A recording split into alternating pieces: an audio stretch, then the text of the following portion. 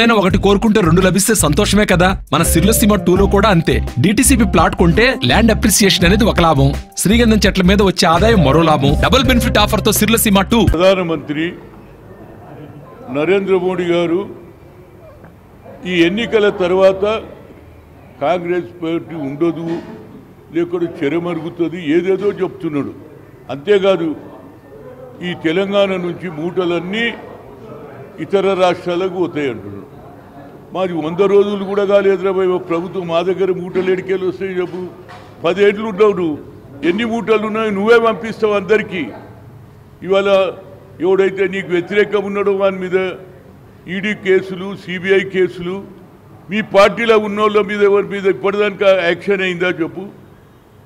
ఆ విధంగా మాట్లాడడము అది ఆయన పర్సనాలిటీకి తగ్గదు. మా పార్టీ ఎందుకు ఖతమవుతుంది రా భయ్? స్వాతంత్రం తెచ్చిన పార్టీ మాది. మహాత్మా గాంధీ, పండిట్ జవహర్లాల్ నెహ్రూ, అబ్దుల్ కలాం ఆజాద్, అదేవిధంగా మౌలానా గారు, అదేవిధంగా సర్దార్ వల్లభాయ్ పటేల్ ఈ దేశానికి స్వాతంత్రం తెచ్చిన పార్టీ రా బాబు. మీరు అప్పుడు పుట్టను కూడా లే. వీర్ సవార్కర్ ఒక్కసారి జైలుకు పోయిండు, బయట నేను ఇక ఉద్యమంలో పాల్గొన్నానని చెప్పినటువంటి పార్టీ కాంగ్రెస్ పార్టీ అయిపోతుందని చెప్పడం ఏంది నాకు అర్థం కాదు. ఎట్లా అయిపోతుందిరా బాబు? ప్రజలలో ఆనాడు చేసిన త్యాగము వచ్చే తరం వారికి అందరికీ తెలిసింది. ఆనాడు ఉన్నటువంటి ఎవరు మహాత్మా గాంధీ జాతిపిత ఆదర్శంలో ఆయన నాయకత్వంలో స్వాతంత్రం తెచ్చిన పార్టీ ఖతమవుతుందట. అదేవిధంగా మూటల సంగతి చెప్తున్నావు. మూటలు నీ దగ్గర ఉన్నాయి. అదాని దగ్గర కోట్ల రూపాయలు లాభం చేసినావు. ఆ అదాని పైసలు తీసుకొచ్చి దేశం మొత్తంలో పంచడానికి ప్రయత్నం చేస్తున్నావు తప్పితే మా దగ్గర మూటలు ఏముంది? 100 రోజులు కూడా రాలే మా ప్రభుత్వం వచ్చి. ఏమిటి ఈ భాష? ఏవైనా ప్రధానమంత్రి మీ లెవెల్ కాదు. నువ్వేదో నుండి ఏం డెవలప్మెంట్ చేసినావు? రైతులకు రుణమాఫీ చేసినావా? ఏది సంవత్సరం కాలం కూర్చున్నా మినిమం సపోర్ట్ ప్రైస్ ఇవ్వాలి కూడా. పంజాబ్ రైతులు, హర్యానా రైతులు రోడ్ల మీదకి వస్తున్నారు. ఇప్పటి కూడా నువ్వు పట్టించుకోవు. Black money తెస్తానో తెచ్చినావా? ఒక్కొక్కరు అకౌంట్లో 15 లక్షలు అన్నావా? అంతేకాకుండా పబ్లిక్ సెక్టార్లో ప్రైవేట్ పరం చేస్తే మా రిజర్వేషన్ ఏమవుతుందని కోరుతున్నా. ఎందుకంటే ఇప్పటికన్నా ప్రధానమంత్రి గారు మీ లెవెల్ తగ్గించి మాట్లాడుకోవద్దు. ఏ పార్టీ ఖతం కాదురా బాబు. అదేవిధంగా బాబాసాహెబ్ అంబేద్కర్ రాజ్యాంగంలో రాసిండు, అధికారంలో ఉన్నవాడు అధికారం లేని వారికి కూడా ఈక్వల్ రైట్ ఇచ్చిండు. నువ్వు అధికారంలో ఉన్నవని నోటికి వచ్చినట్టు మాట్లాడితే ఎవరు సహించరు. అదేవిధంగా రాహుల్ గాంధీ గారు కన్యాకుమారి నుంచి కాశ్మీర్ దగ్గర తిరిగిన తర్వాత we come to the power, we'll conduct caste wise census. అంతేతో ఆగలే 50% సీలింగ్ కూడా ఎత్తేస్తాను. దిత్తా ఇచ్చేదారి ఉత్తి భాగీదారి అన్నాడు. అట్టడుగుండా ఉండే ఎస్సీ బీసీలకు వాళ్ళకున్నటువంటి ప్రాబ్లం తెలుసుకొని వారికి సరి అయిన న్యాయం చేస్తాం, ప్రమోషన్లా బడ్జెట్ పెడతామని చెప్పాడు.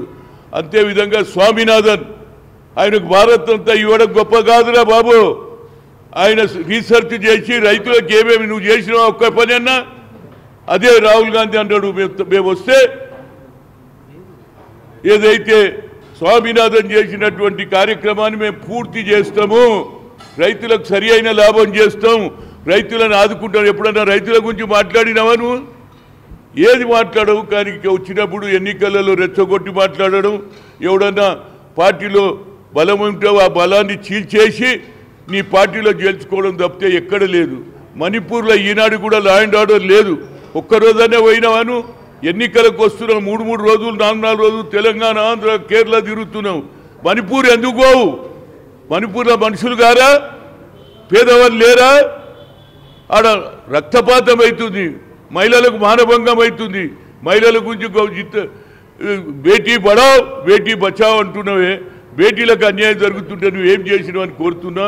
అదేవిధంగా రాజీవ్ గాంధీ గారి స్టాచ్యూ ఆనాడు సోనియా గాంధీని కలిశారు హైదరాబాద్ క్రికెట్ అసోసియేషన్ వాళ్ళు.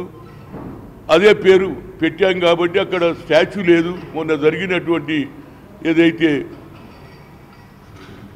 HRT Hyderabad cricket association Madan Mohan Rao గారు, మదన్ మోహనే కదా ఆయన పేరు, జగన్మోహన్ రావు గారి నాయకత్వంలో ఏదైతే జనరల్ బాడీ మీటింగ్లో ఒప్పుకున్నారు. అది తప్పనిసరిగా నేను పోయి ఒడియార్ ఏది ఈస్ట్ గోదావరి జిల్లాలో మంచి ఆర్టిస్ట్కి ఇచ్చాము. అది తప్పనిసరిగా 20th ఆగస్టు ఆయన పుట్టినరోజు స్టేడియం ముందు పెడితే వచ్చే తరం వాళ్ళు యువకులు కానీ సోదరిమణులు కానీ రాజీవ్ గాంధీని గుర్తుంచుతారు. రాజీవ్ గాంధీ స్టాచ్యూ పెడితే నిజమైన న్యాయం జరుగుతుందనే ఉద్దేశంలో ఆ కార్యక్రమం చేపట్టాను.